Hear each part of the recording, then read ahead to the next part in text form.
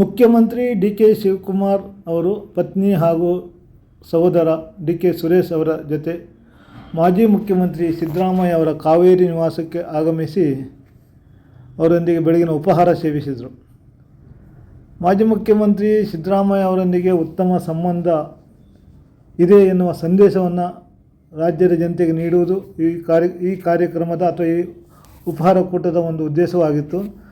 ನಂತರ ಮುಂದೆ ಸಚಿವ ಸಂಪುಟ ಪುನರಚನೆ ಅಥವಾ ವಿಸ್ತರಣೆ, ಸಚಿವ ಸಂಪುಟ ವಿಸ್ತರಣೆ ಪ್ರಕ್ರಿಯೆ ನಡೀತಾ ಇದೆ.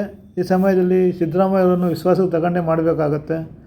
ಆ ಸಮಯದಲ್ಲಿ ಅದೇ ಹಿನ್ನೆಲೆಯಲ್ಲಿ D K Shivakumar, D K Suresh ಮತ್ತು ಡಿ ಕೆ ಶಿವಕುಮಾರ್ ಅವರ ಪತ್ನಿ ಮಾಜಿ ಮುಖ್ಯಮಂತ್ರಿ ಸಿದ್ದರಾಮಯ್ಯ ಅವರ ನಿವಾಸಕ್ಕೆ ಬೆಳಗ್ಗೆ ಆಗಮಿಸಿ ಉಪಹಾರ ಸೇವನೆ ಮಾಡಿದ್ದಾರೆ ಮತ್ತು ಸೌಹಾರ್ದಯುತ ಚರ್ಚೆಯನ್ನು ನಡೆಸಿದ್ದಾರೆ ಮತ್ತು ಸಿದ್ದರಾಮಯ್ಯ ಅವರಿಗೆ ನೆನಪಿನ ಕಾಣಿಕೆಗಳನ್ನು ನೀಡಿದ್ದಾರೆ.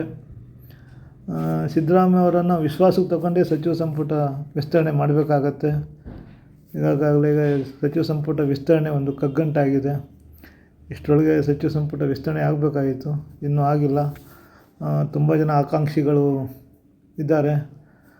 ಹೊಸಬರಿಗೆ ಕೊಡಬೇಕಂತ ಕೆಲವರು ಫಸ್ಟ್ ಟೈಮರ್ಸ್ ಕೇಳ್ತಾ ಇದ್ದಾರೆ ಮತ್ತು ಈ ಹಿಂದೆ ಆದರೂ ರಿಪೀಟ್ ಮಾಡಬಾರ್ದು ಅನ್ನೋದು ಕೇಳಿಬರ್ತದೆ. ತುಂಬ ಲಾಬಿಗಳು ನಡೀತಾಯಿವೆ, ಜಾತಿವಾರು ಲಾಬಿ, ಪ್ರದೇಶವಾರು ಲಾಬಿಗಳು ನಡೀತಾಯಿವೆ, ಹೈಕಮಾಂಡ್ ಮಟ್ಟದಲ್ಲೂ ಲಾಬಿ ನಡೀತದೆ. ಈ ಹಿನ್ನೆಲೆಯಲ್ಲಿ ಮುಖ್ಯಮಂತ್ರಿ ಡಿ ಕೆ ಶಿವಕುಮಾರ್ ಅವರು ಪತ್ನಿ ಹಾಗೂ ಸಹೋದರ ಡಿ ಕೆ ಸುರೇಶ್ ಅವರೊಂದಿಗೆ ಸಿದ್ದರಾಮಯ್ಯ ಅವರ ನಿವಾಸಕ್ಕೆ ಆಗಮಿಸಿ ಉಪಹಾರ ಸೇವನೆ ಮಾಡಿದ್ದಾರೆ ಮತ್ತು ಸಚಿವ ಸಂಪುಟ ಪುನರಚನೆ, ಸಚಿವ ಸಂಪುಟ ವಿಸ್ತರಣೆ ಬಗ್ಗೆಯೂ ಚರ್ಚೆ ಮಾಡಿದ್ದಾರೆ.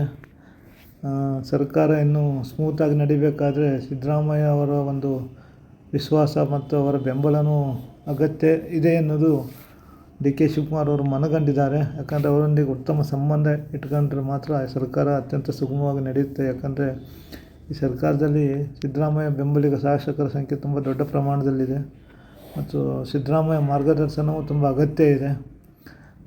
ಒಂದು ಉತ್ತಮ ಸರ್ಕಾರ ನಡಿಬೇಕಾದ್ರೆ ಈ ಬಾರಿ ಮಳೆ ಕೈ ಕೊಟ್ಟಿದ್ದರಿಂದ ಸರ್ಕಾರಕ್ಕೆ ಅದೊಂದು ಹಿನ್ನಡೆ ಆಗಿದೆ. ಡಿ ಕೆ ಶಿವಕುಮಾರ್ ಸರ್ಕಾರಕ್ಕೆ ಉತ್ತಮ ಮಳೆ ಬಂದಿಲ್ಲ, ಅದೊಂದು ಹಿನ್ನಡೆ ಅಂತಲೇ ಹೇಳ್ಬೋದು ಡಿ ಕೆ ಶಿವಕುಮಾರ್ ಸರ್ಕಾರಕ್ಕೆ.